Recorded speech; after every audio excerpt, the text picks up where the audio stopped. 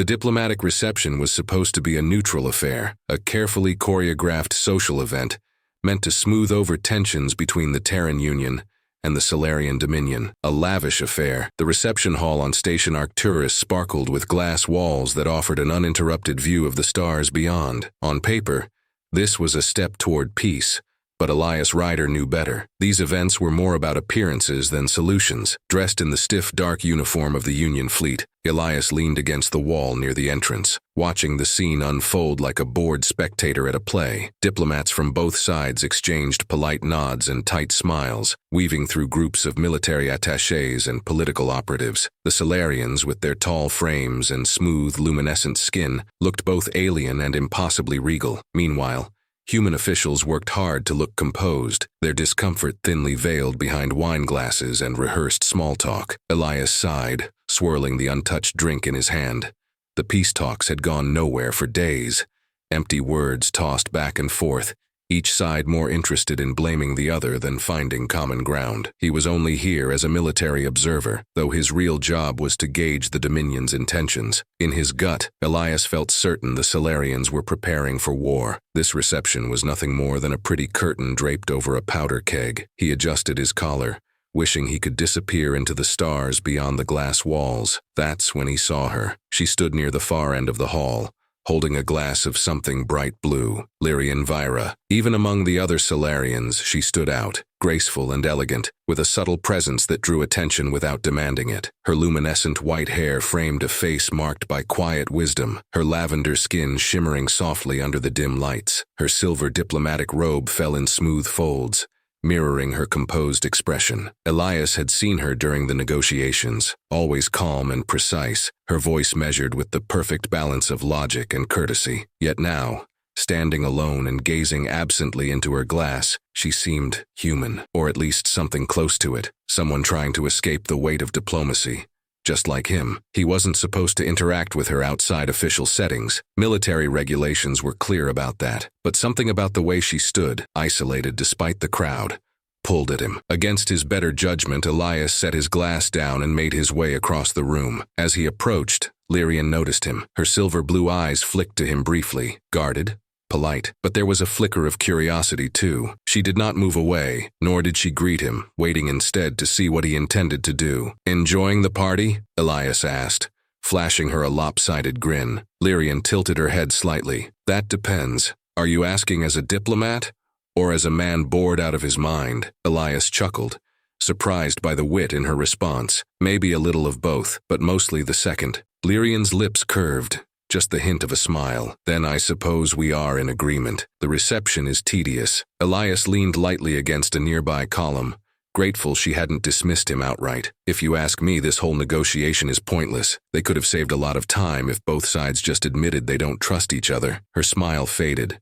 replaced by something more thoughtful. "Trust is rare between rival factions, Captain Ryder, but that does not mean it cannot exist." The way she said his name gave him pause. She had noticed him during the talks, just as he had noticed her. A strange warmth stirred in his chest at the thought. "I suppose," Elias said, softening his tone. "It has to start somewhere, right?" Lyrian studied him for a moment, her gaze sharp but not unkind. "Perhaps," she said quietly, "but it is rare for anyone to be brave enough to take the first step." Elias shrugged, though her words lingered in his mind. "I guess I'm not much for standing still." Lyrian's eyes flickered with something he couldn't quite place. Amusement, maybe, or recognition. For a brief moment, the space between them felt smaller, as if they weren't representatives of rival factions but simply two people, tired of the roles they were forced to play. But reality intruded quickly. A Solarian official called Lyrian's name from across the room, his tone sharp with authority. She turned toward the sound, her expression slipping back into the composed mask of a diplomat. "It seems I am needed,"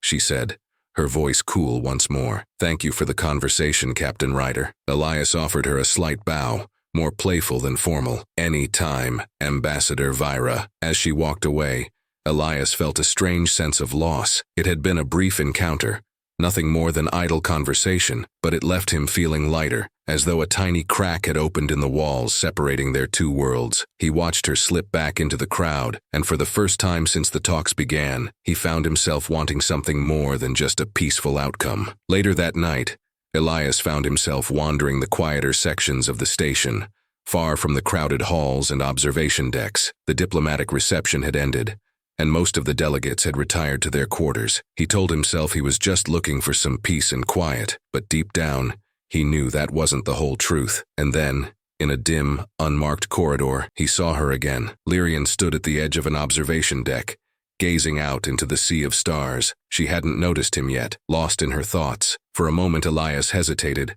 wondering if he should turn back, but something about the way she stood, so still, so distant, made him step forward. She glanced over her shoulder as he approached, a flicker of surprise in her eyes. "Captain Ryder, I did not expect to see you here." Elias leaned against the railing beside her, offering a small smile. "Could say the same about you." Lyrian's gaze returned to the stars. Sometimes it is easier to think in silence. They stood in comfortable quiet for a moment, watching the endless void stretch out before them. Then Elias spoke, his voice soft. "Do you ever feel like all of this isn't really what matters? The politics, the posturing, it's like none of it really touches what's out there." Lyrian turned toward him, her expression unreadable. "You are not what I expected, Captain." He chuckled, though there was an edge of sadness in it. "I get that a lot." Another beat of silence passed, and then Lyrian did something unexpected. She smiled, a real, genuine smile that lit up her face in a way Elias hadn't seen before. "Perhaps," she said softly, "there is more to all of this than either of us understands." Elias felt his heart stir in a way it hadn't in a long time, and as they stood together beneath the endless stars, he knew, without fully understanding why, that this moment was the beginning of something extraordinary, something dangerous, and perhaps something worth fighting for. The peace talks began unraveling faster than anyone had expected. Elias sat stiffly at the conference table the next morning, pretending to listen as diplomats from both the Terran Union and Solarian Dominion argued over trade lanes, border disputes, and ceasefire protocols. The Solarian diplomats maintained a cool, detached elegance, but tension simmered beneath every exchange. Across the room, Lyrian Vera sat with her fellow Solarians, her face calm as stone. She avoided Elias's gaze, her attention fixed firmly on the negotiations. He knew that look. It was the same one he wore during diplomatic meetings, the carefully crafted mask of neutrality. But something about seeing it on her bothered him. He hadn't realized how much he'd hoped their connection from last night would linger. It was foolish, he knew. They were supposed to be enemies. And yet, Elias shifted in his seat, tugging at the collar of his uniform as the debate spiraled into another shouting match. An argument about contested colonies near neutral space quickly devolved into accusations of espionage and troop buildups. Each side talked over the other, their words sharp as blades, and Elias felt the familiar frustration settle in. This wasn't negotiation, it was posturing. He glanced at Lyrian, wishing he could say something, but they were surrounded by watchful eyes. Every word and gesture weighed against the gravity of the conflict. There was no room for the fragile understanding they had shared beneath the stars the night before. The meeting dragged on for hours, ending with no progress. As the delegations filed out of the chamber, Elias followed the rest of the human contingent down the station's sterile corridors, but his mind stayed with Lyrian, replaying every word they had exchanged. Later that evening, Elias wandered back to the observation deck where they had met the night before. It was quieter now, with only the hum of the station's life support systems for company. He leaned on the railing, staring out into the void. He told himself he was here to clear his head, but deep down, he hoped she would come, and she did. Lyrian's soft footsteps echoed in the corridor, and Elias felt a strange warmth settle in his chest. She stepped onto the deck, her silver robe catching the faint starlight, and for a moment, neither of them spoke. "You shouldn't be here," she whispered, though there was no anger in her voice. Elias smiled, leaning casually against the railing. "Neither should you." She gave him a small, reluctant smile in return, her expression softer than before. "You are persistent, Captain Ryder." "Elias," he corrected gently. She hesitated, then nodded. "Elias." He watched her carefully, searching her face for any trace of the diplomat's mask. Here, in the quiet corners of the station, she seemed different, less guarded, more real. "I get the feeling these peace talks aren't going anywhere," he said, trying to break the tension. Lyrian sighed, running a hand through her smooth white hair. "They rarely do. Both our factions are too proud to back down, even when it would be the wiser path." "That sounds exhausting," Elias murmured. "It is," Lyrian admitted, her voice tinged with weariness. "But it is the path I must walk." For a moment, Elias wanted to reach out, to brush his fingers against hers, to let her know she wasn't alone, but he held back, unsure if crossing that line would shatter the fragile connection they had built. "You don't always have to carry it alone, you know," he said quietly. Lyrian glanced at him, something unspoken flickering in her eyes. "You make it sound so simple." "Maybe it is," Elias said, his grin soft but earnest. "Or maybe I just like complicated things." Her laugh was soft, barely audible, but it sent a thrill through Elias's chest. He wanted to hear that sound again, wanted to keep her here in this quiet place, far from the weight of politics and war. But reality crept back in quickly. "I shouldn't be here," Lyrian said again. Though her voice lacked conviction, Elias stepped closer, his heart racing. "And yet you are." Lyrian didn't move away. She stood still, her silver blue eyes locked on his, and in that moment, the world outside seemed to fade. It didn't matter that they came from rival factions. It didn't matter that war loomed on the horizon. All that mattered was this impossible, fragile moment between them. Elias reached out slowly, his hand brushing against hers. Lyrian's breath hitched, but she didn't pull away. Her fingers curled lightly around his, their touch hesitant but electric. "This is madness," she whispered. "Yeah," Elias agreed, smiling softly, "but it's a good kind of madness." For a moment they stood like that, two souls adrift in the vast emptiness of space, clinging to each other against all reason. Elias could feel the unspoken tension between them, a current that hummed beneath every glance, every touch. He knew this was dangerous. He knew it couldn't last. But right now, he didn't care. Over the next few days, their secret meetings became more frequent. They met in the quiet corners of the station, away from prying eyes, sharing stolen moments that felt like lifelines amid the storm of diplomacy. They talked about everything, about life, about duty, about the burdens they carried. Elias told Lyrian stories about Earth, about cities that never slept, oceans that stretched beyond the horizon, and music that could make you feel alive. In return, Lyrian shared tales of the Solarian homeworld, a place of endless twilight skies and bioluminescent forests that glowed like rivers of starlight. The more they talked, the deeper their connection grew. They weren't just two diplomats from rival factions.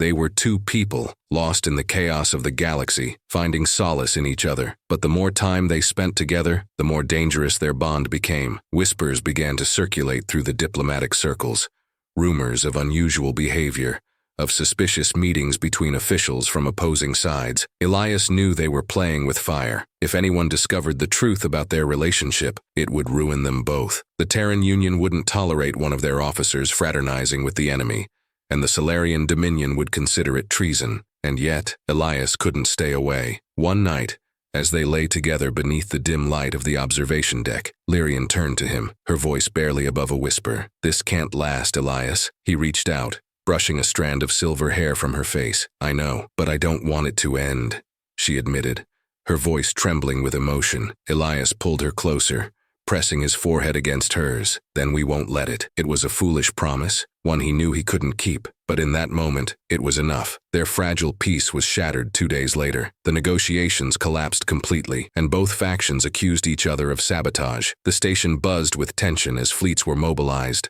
ready to strike at a moment's notice. Elias and Lyrian met one last time in secret, their hearts heavy with the knowledge that their time was running out. "This is bigger than us," Lyrian whispered, tears glistening in her silver blue eyes. "I know," Elias said, his voice thick with emotion, "but I don't care. I can't lose you." Lyrian held him close, as if trying to memorize the feel of him, the warmth, the safety, the impossible love they had found in the depths of space. But they both knew the truth. Love was never simple, and soon, they would have to choose between each other or the fate of their people. The peace talks crumbled like a fragile glass tower shattered by a careless breeze. A message from Terran High Command arrived within hours of the last meeting. Negotiations suspended. Prepare for fleet mobilization. War was no longer a distant threat. It was imminent. Elias Ryder paced the cramped quarters aboard the station, tension gripping his chest like a vice. The walls, once a refuge, now closed in on him. He had spent years serving the Union, following orders without question. But now, with the specter of war looming, all he could think about was Lyrian. They were on opposite sides of an unfolding catastrophe. His orders were clear: return to his ship, prepare the fleet, and defend against any Dominion aggression. Yet the thought of leaving her felt unbearable. Their moments together,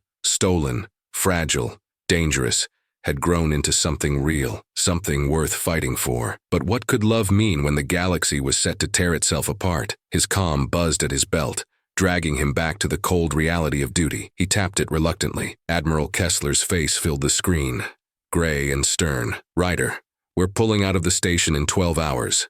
The fleet's moving into defensive positions. Get yourself back here." "Yes, sir," Elias answered automatically, but his voice felt distant, as though someone else had spoken the words. Kessler's eyes narrowed. "I don't need to remind you what's at stake. No distractions, Captain. We need every officer focused." "No distractions," Elias echoed, forcing himself to sound steady. "I'll be ready." The Admiral gave a curt nod and cut the connection. The screen went black, leaving Elias alone with his thoughts. He clenched his fists, his heart pounding against his ribs. 12 hours. That was all the time he had left. Elias knew what he had to do. He found Lyrian waiting for him in one of the hidden alcoves deep within the station's maintenance levels, where no prying eyes could reach them. She wore the same silver robe, but tonight the weight on her shoulders was visible, her usual composure fraying at the edges. When she saw him approach, her expression softened, but the sadness in her eyes remained. "Elias," she whispered, as if his name were both a comfort and a curse. He pulled her into his arms without a word, holding her as though the act could stop the stars from spinning out of control. She melted against him, her breath warm against his neck. For a moment, everything else faded. The fleets, the orders, the galaxy's impending collapse. Here, there was only them, but moments like these were fleeting. "I have to leave," Elias murmured, his voice thick with regret. "The Union's pulling us out.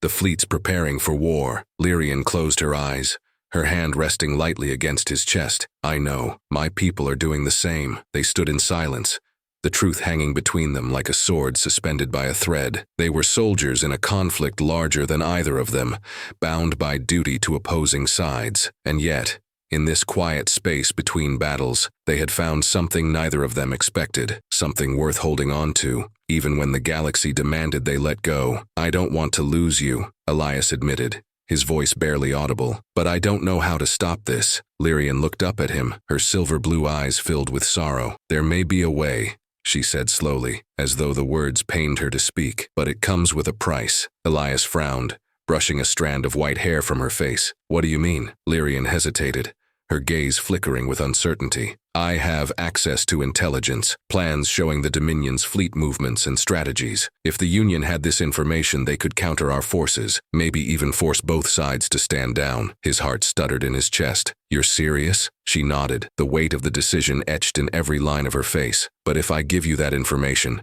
it will be considered treason. My people will never forgive me." Elias exhaled slowly, trying to wrap his mind around the enormity of what she was offering. It wasn't just intelligence, it was betrayal, and if she gave it to him, she would be turning her back on everything she had ever known. "You'd do that?" he asked, stunned. "For me?" Lyrian's gaze held his, steady and unwavering. "For us," she whispered. A knot tightened in Elias's throat. The choice before them was impossible. Save their love at the cost of their loyalties, or walk away and let the galaxy burn. Either way, someone would be broken by the end of it. He closed his eyes, resting his forehead against hers. "If we do this, there's no going back." "I know," Lyrian said softly, "but if it saves lives, if it saves us, then it's worth it." Elias's heart ached with the weight of her words. She was offering everything, and he knew what it would cost her. But the alternative, letting war tear them apart, was too much to bear. "We'll find a way," he promised, though even he wasn't sure how. "I won't let them take you from me." Lyrian gave him a sad, knowing smile. "You can't protect me from everything, Elias." He kissed her then, pouring everything he couldn't say into the touch. The fear, the longing, the hope that somehow, against all odds, they could make this work. Her lips were soft against his, and for a moment, the universe held its breath. When they finally pulled apart, Lyrian rested her hand over his heart. "I'll give you the information," she said quietly, "but we have to act fast. The window to stop this war is closing." Elias nodded, his mind already racing with plans. "We'll leak it anonymously. If both sides think the intel came from a neutral source, they'll hesitate, just long enough for us to figure something out." Lyrian's brow furrowed in concern. "And if they trace it back to me?" Elias tightened his grip on her hand. "They won't. I'll make sure of it." But they both knew the truth. Secrets never stayed hidden for long. If the Dominion found out she had betrayed them, there would be no mercy. Still, there was no other choice. Lyrian handed him a small data chip, her fingers brushing his one last time. "For us," she whispered. Elias tucked the chip into his jacket, his heart pounding. "For us," he echoed. Their time together was running out, but neither of them moved to leave. They stood there, locked in each other's arms, clinging to the fragile hope that somehow love would be enough to carry them through the storm. But deep down, Elias knew the hardest part was yet to come. The moment he walked out of that room, they would become something far more dangerous than lovers. They would become traitors. Elias Ryder stood on the edge of the station's docking bay, staring at the shimmering void beyond the reinforced glass. His mind raced as he ran through the steps of his plan over and over. He didn't have much time. The fleets were already mobilizing. If he made the wrong move, everything, his career, his loyalty, and worst of all, Lyrian, would be lost. The weight of the data chip in his jacket pocket was a constant reminder of the impossible choice he faced. The information on that chip, detailing the Dominion's entire military strategy, could stop a war before it began. But if anyone traced the leak back to Lyrian, she would be branded a traitor, her life destroyed, and if he failed to use it at all, war would be inevitable. Elias wasn't just gambling with his future or hers, he was gambling with the lives of millions. He clenched his fists, trying to steady his nerves. The cold hum of the station thrummed in the background, indifferent to the chaos unfolding around him. There was no room for hesitation now. He had to act. He tapped his comm and connected to one of the only people he trusted. "Jordan, I need your help." Jordan Velasquez, his former squad mate, answered almost immediately. "Ryder, what the hell's going on? You're supposed to be on the way back to the fleet." "Change of plans," Elias said grimly. "I need a secure line, and I need you to broadcast some intel anonymously. It's complicated." A long pause followed. Jordan was sharp enough to pick up on the tension in Elias's voice. "How bad is this?" "Bad," Elias admitted. "But it's the only way to stop a war." Jordan sighed. "All right. Send me the data, and I'll cover your tracks as best I can. But if this backfires, we're both done." "I know," Elias said. "Thanks, Jordan. I owe you." He cut the connection and uploaded the encrypted file to Jordan's secure link. The data chip emptied in seconds, transferring everything Elias and Lyrian had risked their futures for. He let out a shaky breath, knowing that the wheels were now in motion. There was no turning back. With the intel out in the open, both factions would have no choice but to pause and reevaluate. Neither side could afford to make the first move if they believed their opponent had already countered their strategy. At best, the leak would buy them time. At worst, Elias didn't let himself dwell on the worst. He slipped the now empty chip back into his pocket and turned toward the airlock, where a small Solarian shuttle waited. This part of the plan was the riskiest, getting Lyrian off the station and out of Dominion hands before they uncovered what she had done. She was waiting for him inside the shuttle, her silver blue eyes filled with quiet determination. She wore the same calm expression he had seen her use during negotiations, but Elias knew how much fear she was hiding beneath that composure. "Did you do it?" she asked as the airlock sealed shut behind him. "It's done," Elias confirmed, sliding into the co-pilot's seat. Lyrian exhaled slowly, her shoulders sagging with relief. "Then we have to leave. If they trace the leak, they won't," Elias said, though they both knew that was a lie. The Dominion's intelligence networks were too good to be fooled for long. He powered up the shuttle, and they launched into the void, leaving Station Arcturus behind. The stars stretched endlessly before them, cold and silent. Elias kept his hands steady on the controls, guiding the ship toward one of the safer outer sectors, far from both Union and Dominion borders. For a few precious moments, the tension between them eased. They had done it. Against all odds, they had taken the first step toward stopping a war, but the weight of what they had lost in the process settled between them like a shadow. "They'll never forgive me," Lyrian whispered, her gaze fixed on the stars outside the viewport. "The Dominion will see me as a traitor." Elias reached over and took her hand, his grip firm. "You did the right thing." She gave him a sad smile. "The right thing doesn't always mean the easy thing." They fell into silence again, both of them knowing that the hardest part was still ahead. Even if the leak stopped the war, they would never be able to return to their old lives. The Union would brand Elias a deserter for running off with a Solarian diplomat, and Lyrian's people would never welcome her back. They had saved countless lives, but they had destroyed their own futures in the process. After several hours of silent travel, the shuttle's comm system pinged. Elias frowned and tapped the console, pulling up the message. His stomach dropped. "Dominion forces have intercepted the source of the leak. Lyrian Vira identified.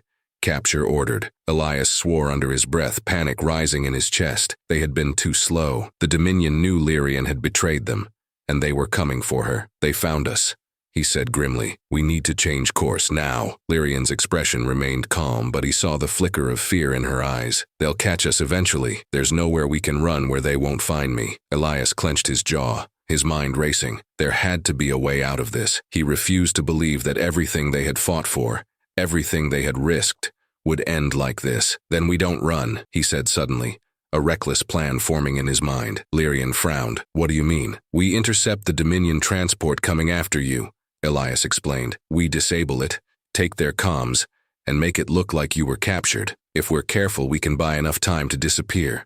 Permanently. Lyrian stared at him, her expression a mixture of disbelief and admiration. That's insane, Elias grinned, the adrenaline sharpening his focus. Yeah, but it just might work. She gave a small, breathless laugh, shaking her head. You humans really are impossible, and you love us for it, Elias teased, though there was no hiding the seriousness beneath his smile. Lyrian squeezed his hand, her gaze softening. I love you for it. His heart swelled at her words, and for the first time since this nightmare began, he felt like they might actually make it out alive. Together, they plotted the intercept course, their hands moving in perfect sync across the controls. The stars blurred outside the viewport as the shuttle leapt into faster-than-light travel, racing toward the transport carrying the Dominion operatives. They had one chance to get this right. If they failed, it would mean the end for both of them. But as they hurtled through the void, side by side, Elias knew one thing for certain. He would fight the entire galaxy if it meant keeping Lyrian safe. The Dominion transport drifted in the black void,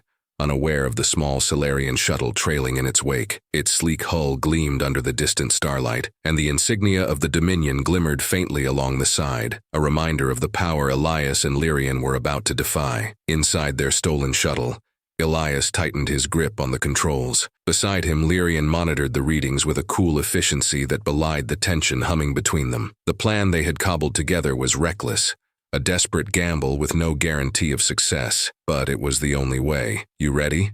Elias asked, his voice low but steady. Lyrian gave a small nod, her silver blue eyes glimmering in the dim cockpit. Let's end this. Elias punched in the final command. Their shuttle surged forward, cutting through the void like a blade. They swooped toward the Dominion transport, skimming just beneath its sensors. With precision only years of piloting could provide, Elias matched their trajectory perfectly. The transport's docking systems engaged automatically, thinking the incoming vessel was friendly. The two ships locked together with a metallic hiss, and the airlock opened. This is where it gets tricky, Elias murmured, unstrapping himself from the pilot's seat. He stood and handed Lyrian a small disruptor pistol. Her fingers brushed his for a moment, just a fleeting touch, but enough to remind them both of what was at stake. If this mission failed, they wouldn't get another chance. Be careful, Lyrian whispered. Elias gave her a lopsided grin, masking the fear gnawing at his gut. You too. They moved quickly through the transport's dim corridors, sticking to the shadows. Their goal was simple: disable the communications array and fake Lyrian's capture. If the Dominion thought she had been taken prisoner by unknown forces, they wouldn't waste time chasing her across the galaxy.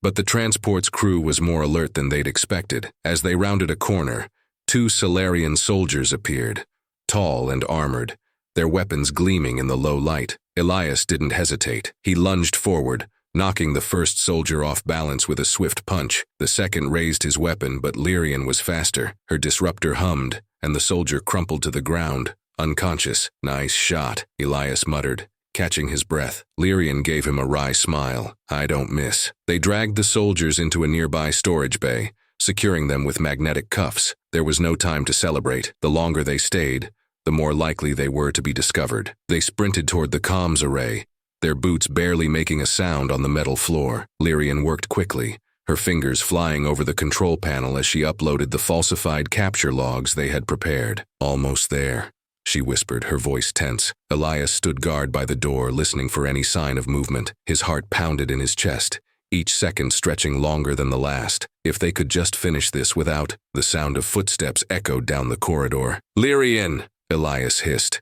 She didn't look up from the console. I need a few more seconds. The footsteps grew louder, accompanied by the sharp clink of armor. Elias cursed under his breath and leveled his weapon at the doorway. His grip was steady, but his mind raced. If they were caught now, it would all be over. The console beeped softly. Done, Lyrian whispered, standing and slipping the datapad into her belt. They darted into the shadows just as a patrol of Solarian guards entered the room, their helmets gleaming under the dim lights. The guards scanned the room briefly, but the falsified logs on the console held their attention. Elias held his breath as one of the guards muttered into his comm. Captured. The logs confirm she's been taken. The guards nodded to each other, satisfied, and turned to leave. Lyrian exhaled slowly beside him, her hand brushing against his. It worked. Elias allowed himself a small smile. We're not dead yet. They slipped out of the room as soon as the guards left, making their way back toward the docking bay. Every step felt heavier than the last, the weight of their choices pressing down on them. The plan had worked, but that didn't make their escape any easier. Lyrian's people would believe she had been captured, but the truth would catch up with them eventually. When it did, they would both be hunted, by the Union and the Dominion alike. But for now, they had bought themselves a sliver of freedom. They reached the shuttle and launched into the void, leaving the transport behind. As the stars stretched out before them, Elias felt the tension in his chest finally ease. They had done it. They had beaten the odds, at least for now. But as they hurtled through the darkness, a bittersweet silence settled between them. We can't go back, Lyrian whispered, her voice soft but heavy with finality. Elias nodded, his throat tight. I know. They had sacrificed everything for each other, for love, for peace, for a chance at something better. But in doing so, they had become outcasts, exiled from the only lives they had ever known. Do you regret it? Lyrian asked, her gaze steady and searching. Elias shook his head without hesitation. Not for a second. Lyrian smiled, her expression both sad and hopeful. Neither do I. They drifted in silence for a while, the hum of the ship's engines the only sound between them. The stars outside gleamed like distant promises, bright, beautiful, and just out of reach. What now? Lyrian asked quietly. Elias leaned back in his seat, his hand resting lightly on hers. We start over, somewhere new, somewhere no one cares about politics or borders. Lyrian tilted her head, a flicker of curiosity in her eyes. Do such places exist? Elias chuckled softly. I guess we'll find out. They shared a quiet moment, gazing out into the endless expanse of stars. The future was uncertain, the path ahead uncharted, but they weren't afraid. They had each other, and somehow, that was enough. Weeks later, in a small, unremarkable corner of the galaxy, a lone ship touched down on a quiet green moon. No announcements, no grand arrival, just two souls stepping off into a new world, hand in hand. Far from the politics and wars that had once defined their lives, they found peace. Peace born not from treaties or battles, but from the simple act of choosing each other against all odds. Under alien skies, Elias and Lyrian began again, and as they stood beneath unfamiliar stars, they knew that whatever came next, whatever trials awaited, they would face it together. Because love, in the end, was the only war worth winning.